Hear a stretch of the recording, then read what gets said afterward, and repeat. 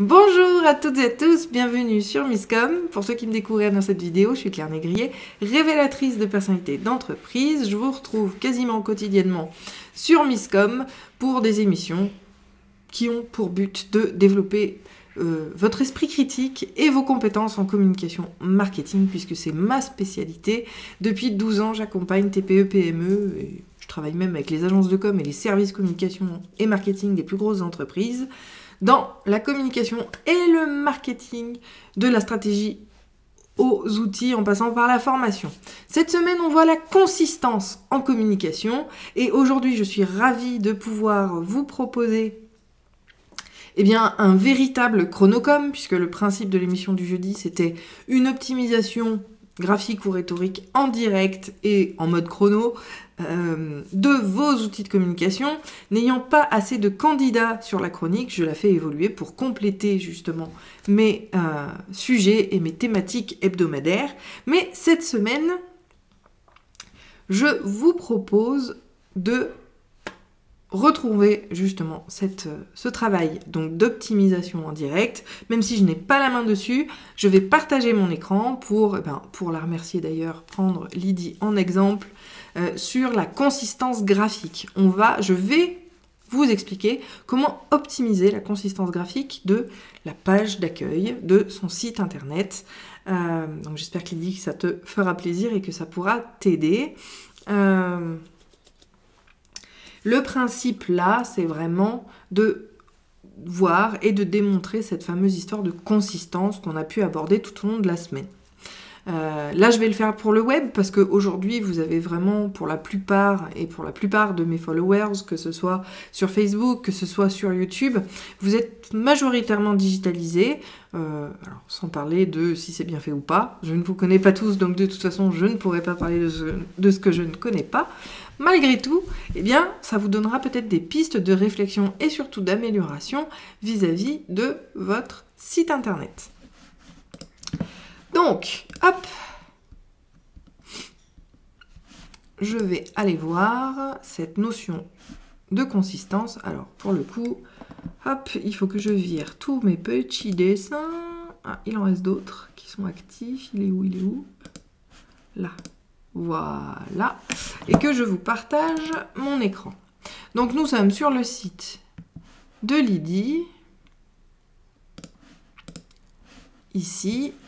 Hop, et on va parler de cette fameuse optimisation, d'accord? Donc, la consistance, elle va avoir plusieurs notions, plusieurs travaux, plusieurs points à effectuer. Donc là, je suis en train de scroller, d'accord? Donc scroller, c'est faire défiler la page de Lydie pour voir un petit peu ce qu'il en est, puisque nous sommes en direct, que je n'ai absolument rien préparé en amont. Donc l'idée, c'est quand même de pouvoir faire un diagnostic rapide de la page. Voilà.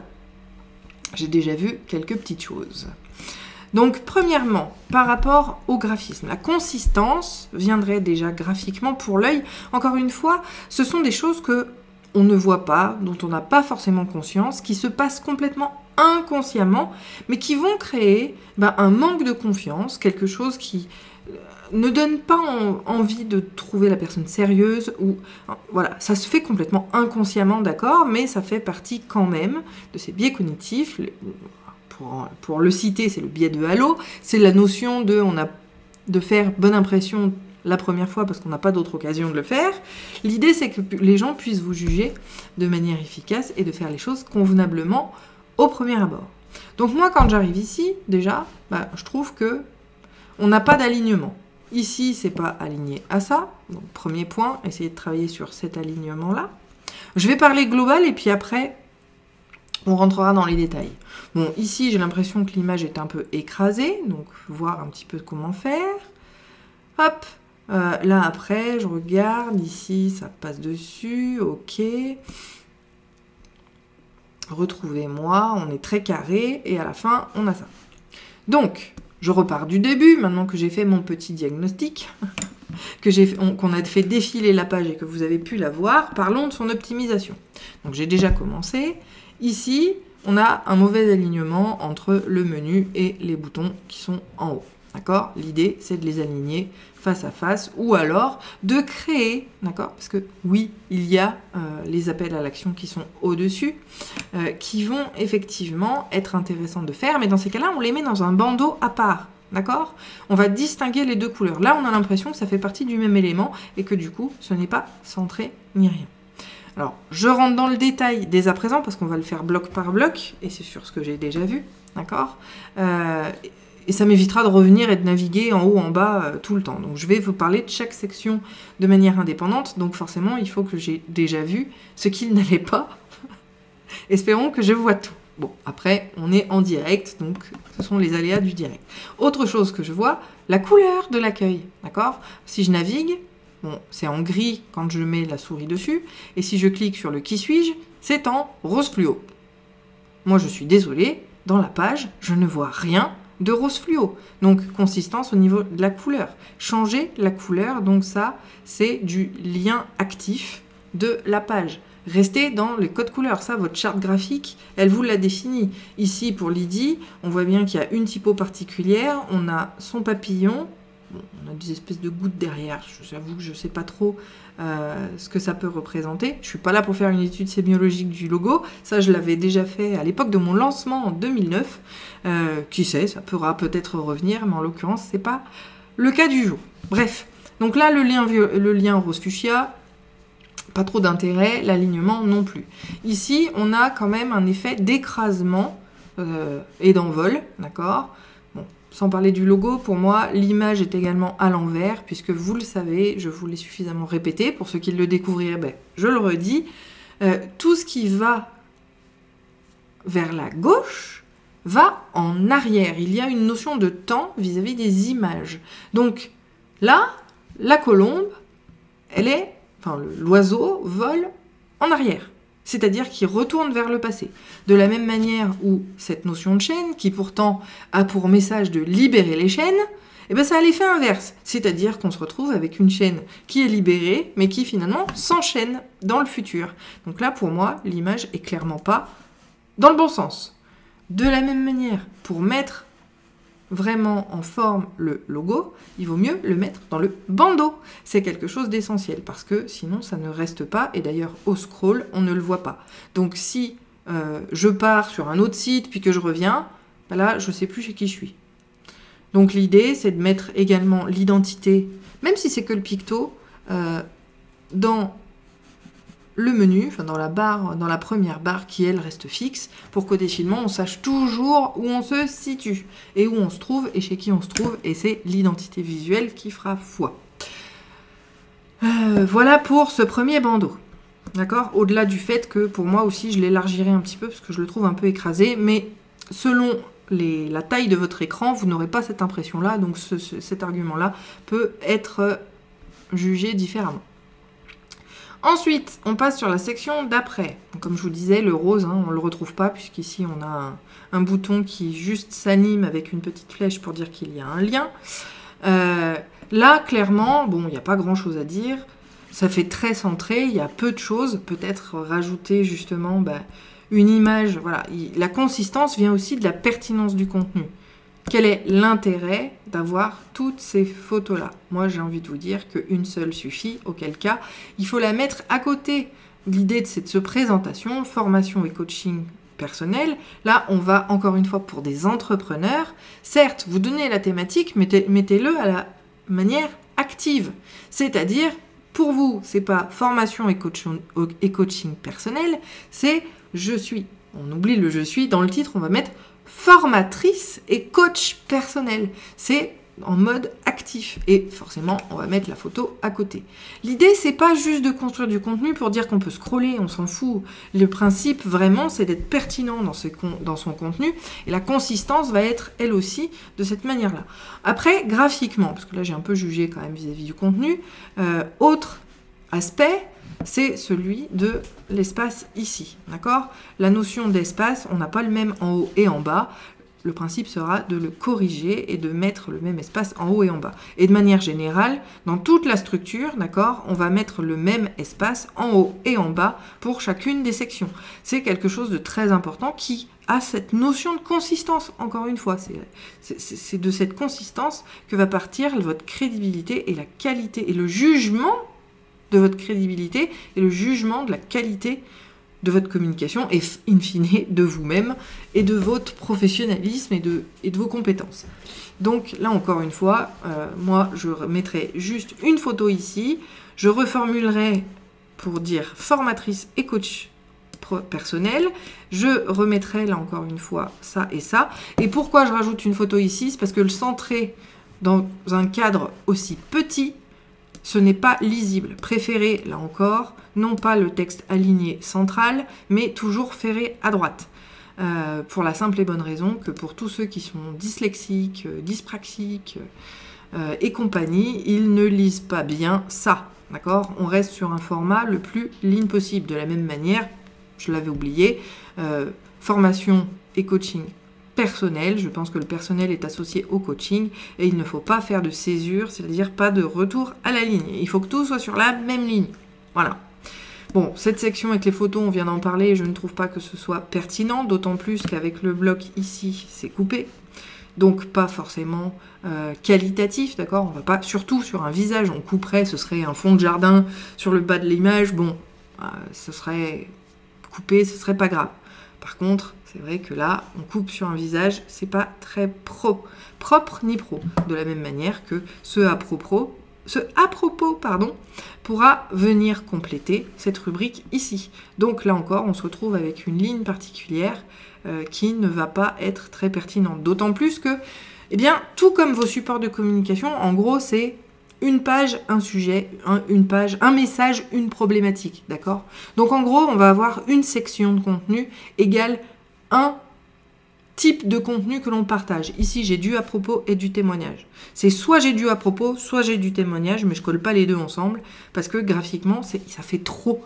C'est un peu le principe de l'infobésité dont on parle très souvent maintenant.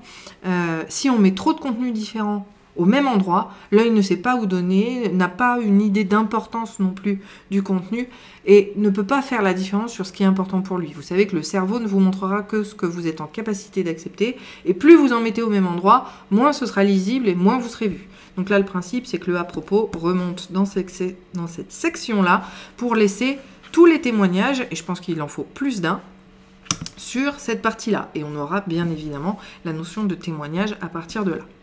De la même manière, on se retrouve à nouveau, l'écart ici, ici et ici n'est encore une fois pas le même. Il va falloir bien améliorer ça pour pouvoir gagner en consistance encore une fois. Là, l'idée, c'est juste de juger la consistance graphique de cette page web. Enfin, retrouvez-moi sur les réseaux sociaux. Bon, je juge autre que le graphisme, mais malgré tout, c'est important et j'ai envie de faire ce cadeau à Lily. On va se retrouver, voilà, retrouvez-moi sur les réseaux sociaux, ok, le groupe privé Facebook, l'autre groupe privé Facebook, pour moi ça fait déjà trop, d'accord, indiquer Facebook, présenter Facebook, ça n'a pas forcément une notion très qualitative aujourd'hui Facebook, donc je suis pas, et puis souvent quand on parle de groupe privé, de toute façon, c'est bien souvent un lien Facebook, les gens le savent, donc pour moi c'est quelque chose d'un peu différent. Retrouvez-moi sur les réseaux sociaux, c'est uniquement vis-à-vis des comptes sociaux que l'on souhaite partager. Ça vient plutôt en bas de page, d'accord? Moi aujourd'hui, en tant que web designer, quand je crée des sites, je le mets, c'est-à-dire que je ne mets pas inscrivez-vous à ma newsletter, je mets restons en contact, inscription à ma newsletter, et suivez-moi sur les réseaux sociaux. Donc en fait, cette section-là, je la mets ici. Et par contre, là, j'intitulerai la chose plutôt rien que pour vous ou quelque chose comme ça pour initier et amorcer l'invitation auprès de mes groupes. Et je mets simplement groupe sur l'anxiété, la sérénité en mettant effectivement le petit pitch, mais je vire la notion de groupe privé Facebook, les gens pourront parfaitement faire le lien parce que en cliquant dessus, on y arrive. Ah, voilà, autre consistance que je n'avais pas vérifiée encore, consistance, pensez toujours à mettre vos liens en ouverture de nouvel onglet, jamais sur la même page. Parce que là, hop, si on voulait voir autre chose, on arrive ailleurs, on se retrouve sur quelque chose qui n'est pas bon. Et vous voyez, en plus de ça, le lien n'était pas bon, puisqu'il s'agissait normalement d'un groupe, et que quand je clique, j'arrive sur une vidéo YouTube, on n'est pas au bon endroit. Bon, là, c'est du contenu, c'est pas graphiquement. De la même manière, je trouve que jusqu'à présent, on avait des sections distinctes. Donc là, on a une couleur sur l'intro, là, on est en fond gris-blanc. Ici, il y a les images, même si pour moi, elles n'ont pas lieu d'être, il vaut mieux les changer. Eh bien, on mettrait une autre couleur sous les témoignages et une autre couleur vis-à-vis des différentes communautés. Le principe étant que graphiquement, l'œil se rende bien compte que ce sont des choses différentes. Encore une fois, l'idée de cette consistance graphique et de ces séparations, c'est pour inviter l'œil à comprendre qu'on va aborder autre chose, que c'est quelque chose d'autre, que c'est peut-être un appel à l'action. Pour le coup, en même temps, il y en a trop ici. Retrouvez-moi sur les réseaux, rejoignez les groupes. Il y a trop d'informations différentes. C'est pour ça aussi que moi, je te propose, Lydie, de mettre cette section en bas ici et de modifier tout cela en termes rédactionnels pour que ce soit plus cohérent et donc pour pouvoir faire la séparation entre la partie témoignage et la partie cadeau, quelque part, séparer encore une fois les sections en termes de couleurs pour que ce soit plus visible, je vais y arriver, lisible, compréhensible et efficace, parce que oui, ça va travailler sur l'efficacité. Donc vous voyez, on aura tenu un certain temps à parler de la page de Lydie, juste vis-à-vis de cette page d'accueil. Mais j'espère que, par le biais de ces exemples-là, d'accord, de bien vous assurer que les liens soient dans la même couleur. D'ailleurs, vous voyez, au scroll, le bouton d'accueil disparaît, donc je ne sais plus où je suis non plus. Mais voilà, on se retrouve avec un accueil qui est rose fuchsia. Ici, on est dans le vert, puisque ce qui est logique, hein, c'est la couleur de son logo. Les liens ici, ben, on a plutôt une flèche, donc quand on a le lien, bon là ça va. Mais là, par exemple, on a de la capitale, c'est-à-dire en majuscule, alors qu'ici, c'est en minuscule.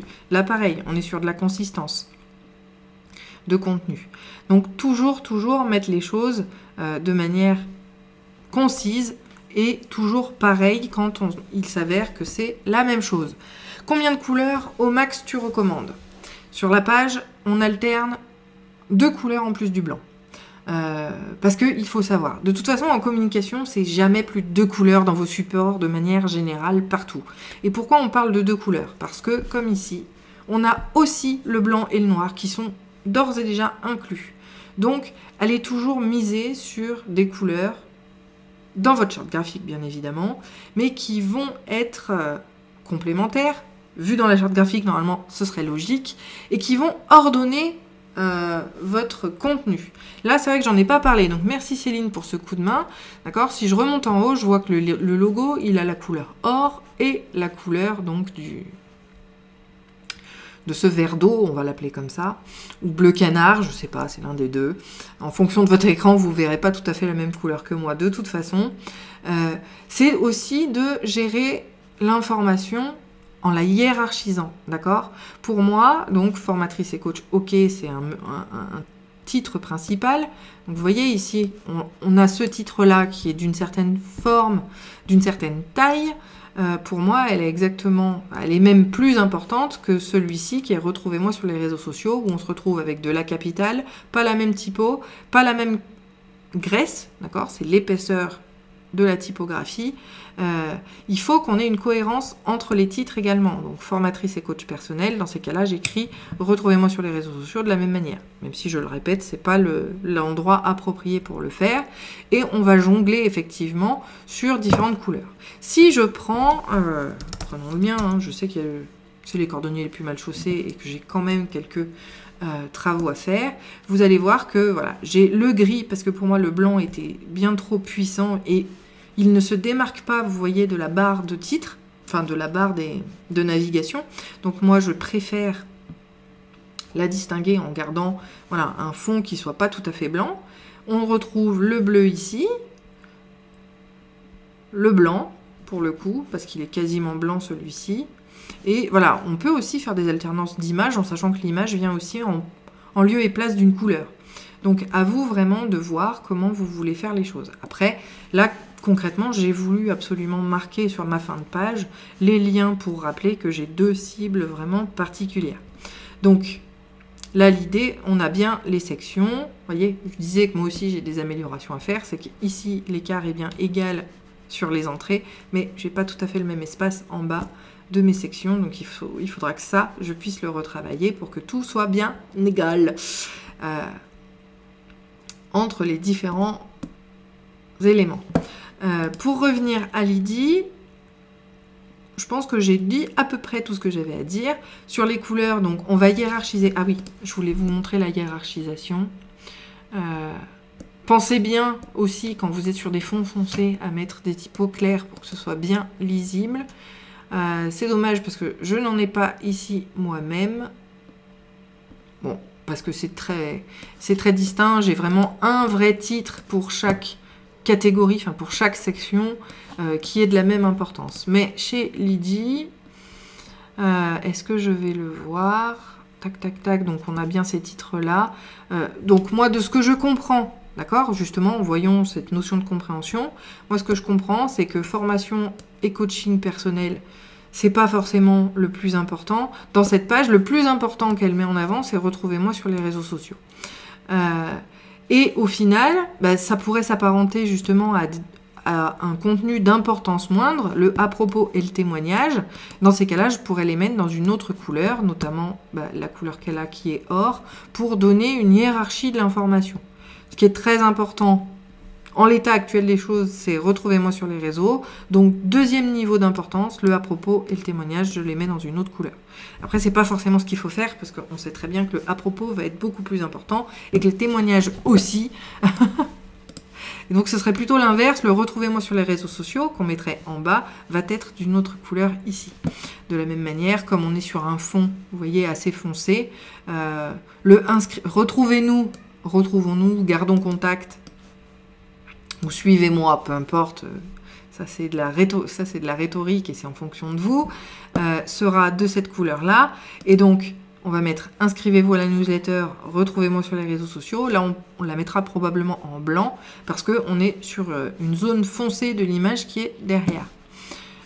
Donc, adaptez bien évidemment les couleurs tout en restant dans quelque chose de standard. On a nos fameuses 2 couleurs différentes, même si on peut garder voilà, des photos avec une alternance de photos.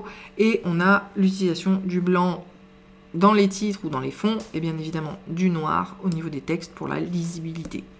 Voilà, donc on a vu les espaces, on a vu l'ordre des sections aussi qui va avoir son importance, la notion également de positionnement dans la page et d'informations pertinentes comme sur ces photos-là, ou justement le à propos qui n'est pas forcément mis correctement en avant parce que adossé au témoignage, ce qui n'est pas forcément aujourd'hui dans la lecture web. Je précise que c'est vraiment vis-à-vis du cas de la page d'accueil le bon endroit et c'est pas forcément des informations qu'il faut faire cohabiter ensemble parce que l'œil va choisir l'un ou l'autre mais ne verra pas les deux à la lecture. Vous savez que on juge les gens en 5 secondes sur la page d'accueil. Ou enfin sur la page d'atterrissage, sur la page sur laquelle on atterrira de toute façon, que ce soit un article de blog, que ce soit une page d'accueil, une page de service, peu importe, on aura cette notion-là. Voilà, je pense que le live est bien assez long à cette heure. Hop, je remets mes petites décalcos. N'hésitez pas à posez toutes vos questions en direct, ça a été assez long, mais je pense que c'était important de vous montrer et de vous démontrer surtout l'importance de cette consistance graphique qu'on va avoir. Donc pensez aux espaces, pensez aux typos, pensez aux couleurs utilisées. Et quand je dis typo, c'est pas uniquement la police de caractère, hein, ça va vraiment être la notion de caractère tout court. Donc on va voir les typographies, on va voir la couleur, on va voir la taille, on va voir la graisse, pour que tout soit bien cohérent. Là encore une fois, il s'agit de votre image de marque, il s'agit de la façon dont les gens vont vous percevoir, d'accord ? On va jouer sur la perception de l'utilisateur, et si tout n'est pas malheureusement carré, vous manquerez de crédibilité et d'impact forcément, et donc, in fine, de convaincre les gens que vous êtes la bonne personne pour les aider, pour les accompagner ou pour avoir les meilleurs produits et services pour eux. Voilà, je vous souhaite sur ce une très bonne journée. J'espère que vous tiendrez le coup et vous aurez tenu le coup pour voir toute la vidéo. On se retrouve demain sur Facebook pour les questions-réponses. D'ailleurs, n'hésitez pas à les poser pour que je puisse y répondre demain. Sur YouTube lundi pour une nouvelle thématique que je n'ai pas encore. D'ailleurs, si vous avez des idées, des questions, des problématiques, posez-les-moi. Là encore, vous avez le commentaire, le mail à claire@misscom.fr ou encore le message privé sur Facebook, la page ou le profil public. On se retrouve demain pour les questions-réponses, lundi pour une nouvelle thématique. D'ici là, portez-vous bien. Je vous souhaite un très bon appétit et une très bonne journée. Ciao!